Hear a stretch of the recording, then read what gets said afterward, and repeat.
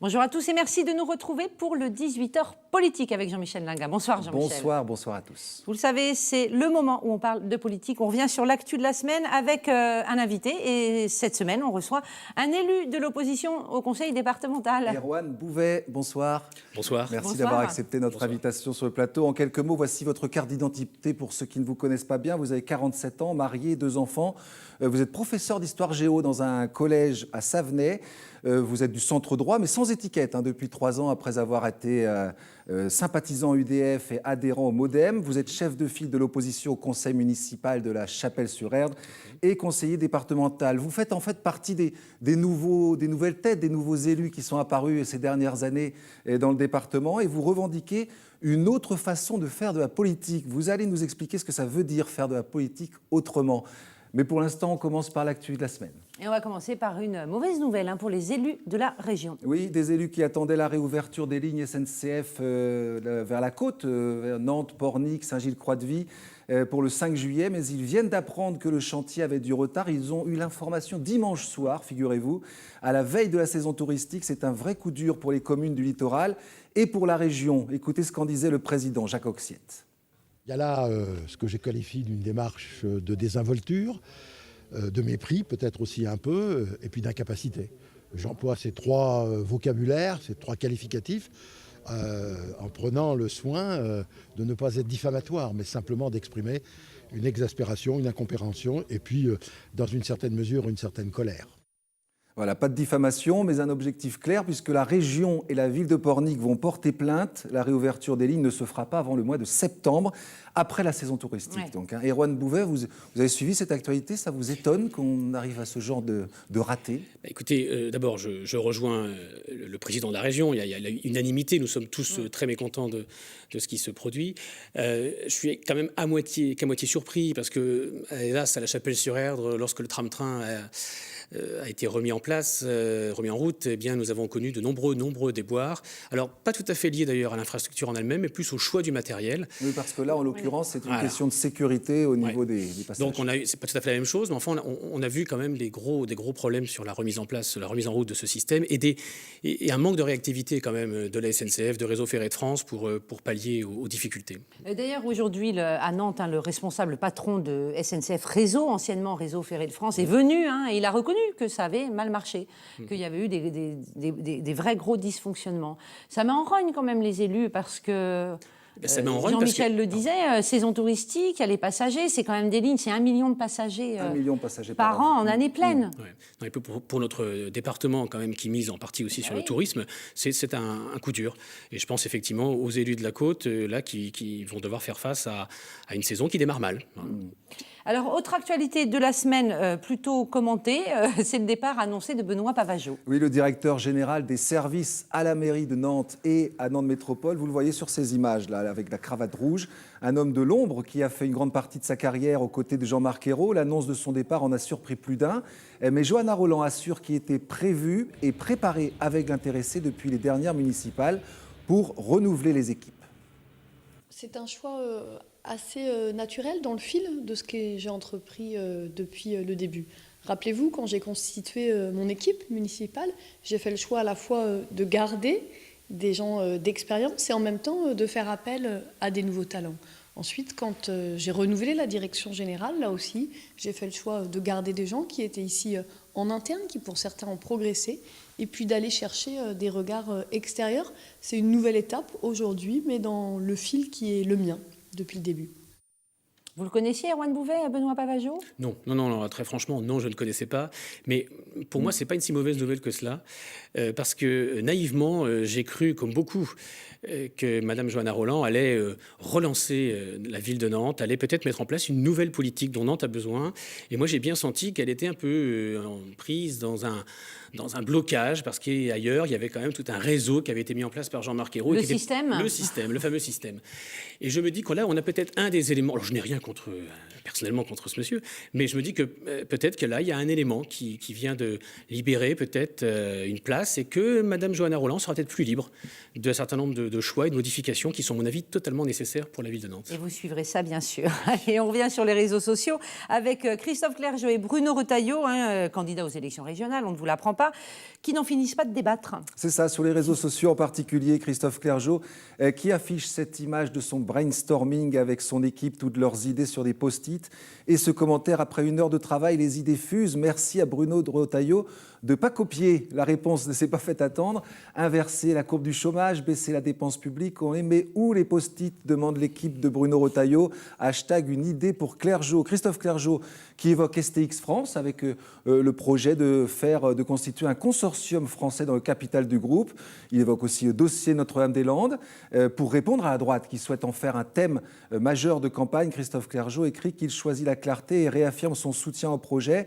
Réponse de l'équipe de Bruno Retailleau: que restera-t-il de cette position très claire, entre guillemets, après les négociations avec les écolos entre les 2 tours? Les ailes pour l'Ouest, figurez-vous, les partisans du projet saisissent la balle au bond et demandent à Bruno Retailleau de les suivre sur Twitter pour un échange en message direct. Et oui, parce que sinon, ça ne fonctionne pas, ces messages privés. Réaction d'un journaliste de Libération, Alexandre Hervaux, qui se demande si Valls osera lancer les expulsions de Notre-Dame-des-Landes avant les régionales. Pas sûr qu'un deuxième bad buzz à base d'avions soit judicieux en 2015. Enfin, le Front National n'est pas en reste sur cette campagne numérique et cite son candidat Pascal Gana: notre adversaire est le socialisme sous ses 2 formes, chimiquement pure du PS et celle diluée de M. Retailleau. Et visiblement, il adore cette phrase. C'est à peu près la même, mot pour mot, qu'il avait prononcée ici. Sur ce plateau, il était là il y a 2 semaines.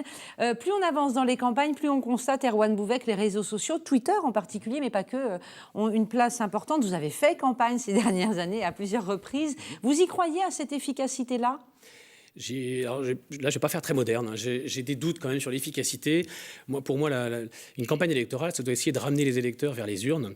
Or, pour avoir fait plusieurs campagnes et avoir tenu des bureaux de vote, hélas, je vois que ceux qui tweetent beaucoup, parmi ceux qui réagissent, pas forcément les politiques, mais par les citoyens qui réagissent, ne sont pas forcément ceux en classe d'âge qu'on va retrouver dans les bureaux de vote.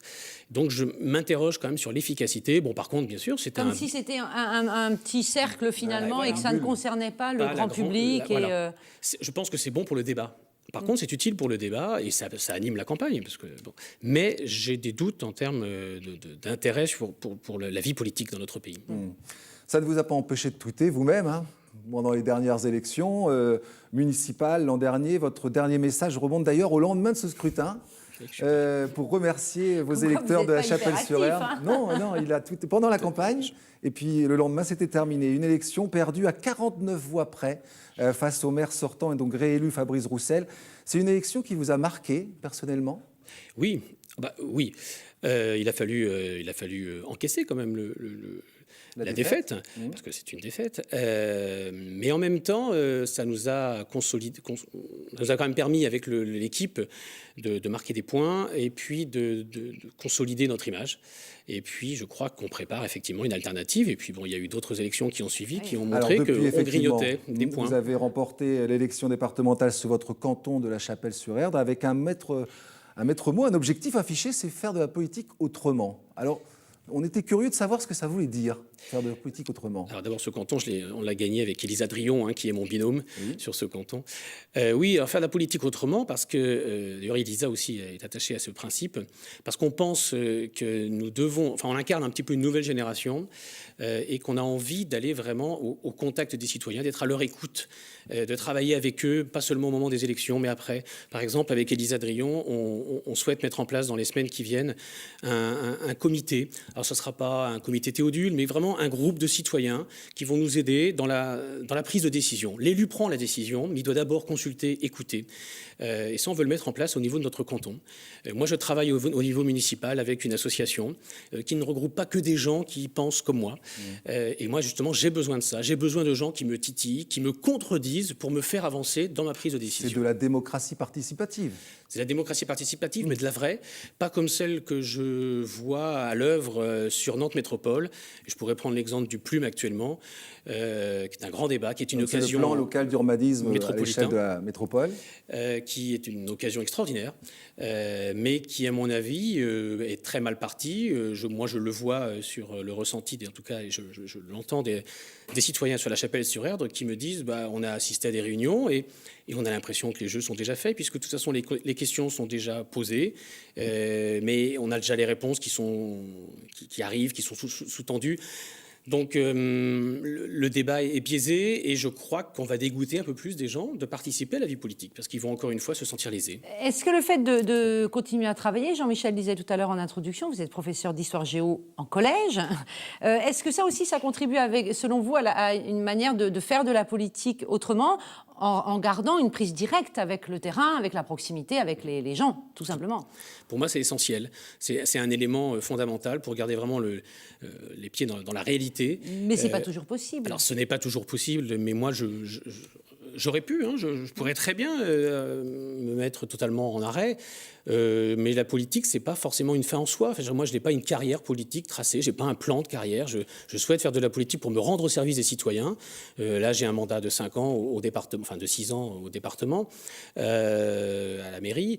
Mais Rien ne dit que vous serez réélu. Et voilà. Voilà, il faut dire les choses clairement. Voilà, c'est un moment fort dans une C'est vie. une sécurité aussi. Mais on a bien entendu que vous prépariez une alternative pour la ville de La Chapelle. C'est-à-dire que vous avez toujours en tête d'y retourner et que sans carrière, sans plan de carrière, il y a quand même un peu d'ambition, ce qui s'entend aussi. Je veux dire, Quand on fait de la politique, on a un certain ego. Voilà. Mais bien évidemment.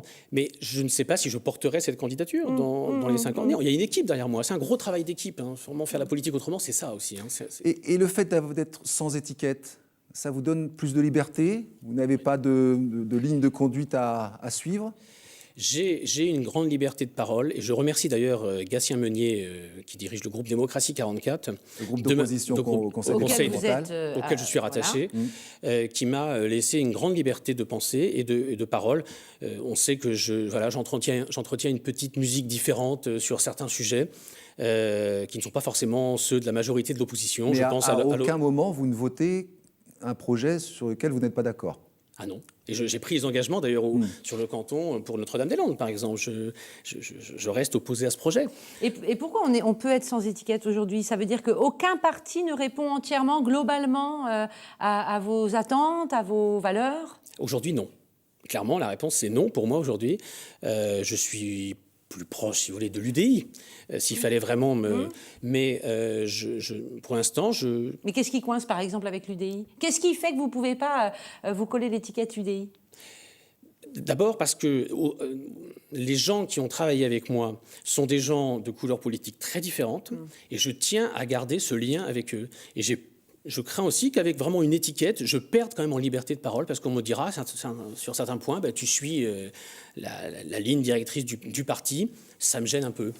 Alors vous dites aussi qu'il faudrait rééquilibrer les pouvoirs au sein des collectivités. Ça veut dire quoi? Qu'est-ce que vous demandez très concrètement?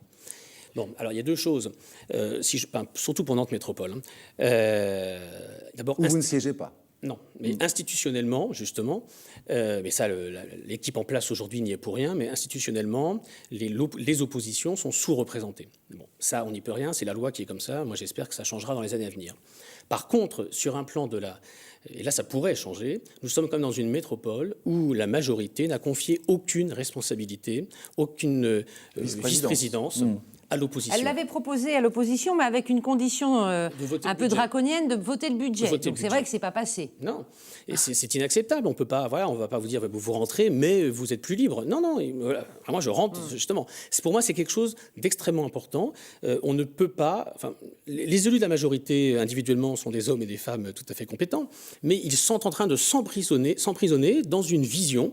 Ils ne font pas appel à la chance qu'ils ont d'avoir une opposition qui pourrait les faire évoluer sur un certain nombre de sujets. Est-ce que c'est pareil au département? Oui, alors c'est même pire, je crois.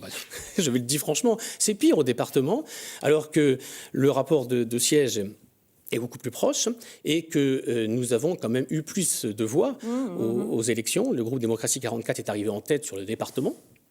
Mais en raison d'un redécoupage des cantons, hélas, nous ne sommes pas majoritaires en élus. Mais nous n'avons aucune vice-présidence, aucune responsabilité. Hier encore, j'ai postulé pour une vice-présidence à l'Éden et on m'a fait vite comprendre que j'étais dans l'opposition, rien que dans l'opposition. Mais vous pensez que si la droite et le centre étaient au pouvoir, ce serait totalement différent? Alors là aussi, je vous réponds très concrètement. Dans mon programme électoral des municipales, j'avais pris l'engagement d'ouvrir le bureau politique de la commune à un membre de l'opposition. Et si nous aurions pu aller même plus loin en confiant un poste d'adjoint à l'opposition. Moi, c'est quelque chose pour lequel je m'étais engagé. Alors, est-ce qu'il n'y a pas aussi un peu une caricature, on le dit souvent sur ce plateau, hein, entre droite, gauche, majorité, opposition, où on s'oppose systématiquement. On pouvait penser qu'au département, comme on est sur d'autres types de dossiers qu'à la métropole, il y avait souvent plus de bon sens et que l'opposition vote des dossiers, vote des projets au nom de l'intérêt général, tout simplement. C'est le cas quand même. C'est le cas pour beaucoup de dossiers qui sont des dossiers qui sont logiques. Et voilà, bon, il y a beaucoup de dépenses de fonctionnement qui, bon, ça là, c'est... Le navire est lancé, on continue. Mais sur un certain nombre de dossiers, quand on veut faire entendre une petite musique différente, tout de suite, vous êtes taclé. Et je pourrais prendre l'exemple de la gare sur lequel je me suis exprimé dernièrement. J'ai osé dire que le projet n'était pas si merveilleux que cela. Et tout de suite, ça a été une catastrophe. On a le sentiment que vous éprouvez une forme de frustration. C'est-à-dire que vous vous engagez personnellement dans la politique et finalement, vous ne pouvez pas y faire grand-chose, agir tel que vous le souhaitez. C'est vrai ou pas ? Il est évident que le rôle d'opposant est un rôle qui peut frustrer. Mais au-delà, on fait quand même avancer un certain nombre de dossiers. On peut, quand on rencontre des élus, et j'ai bon espoir de la majorité qui veulent faire avancer les dossiers, quand on a une discussion sur un certain nombre de points, je pense qu'on peut faire évoluer les dossiers. Bon, certes, on n'a pas la main sur le bouton on-off. Voilà. Ça change quelque chose d'avoir que 47 ans en politique au département aujourd'hui, en 20 secondes. En 20 secondes, oui, parce que c'est la fin. Je pense que certains vieux routiers me l'ont fait comprendre lundi dernier, que ce n'était pas forcément facile, mais ils ne me connaissent pas bien et ils verront que j'ai du répondant. Merci beaucoup, Erwan Bouvet, d'être venu nous rendre visite. Merci, Jean-Michel. À très bientôt pour un prochain numéro.